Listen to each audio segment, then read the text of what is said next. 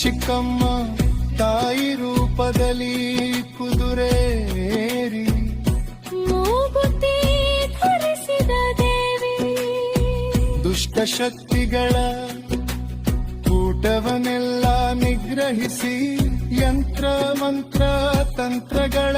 ಸುಟ್ಟು ಸದಾ ಹೋರಾಟ ಮಾಡಿ ಪ್ರತಿ ಭಕ್ತರ ಕಾಯುವ ಚಿಕ್ಕಮ್ಮ ತಾಯಿ ಬಾರಮ್ಮ. ದುಟ್ಟಮ್ಮ ತಾಯಿ ರೂಪದಲ್ಲಿ ಸಿಂಹವನೇರಿ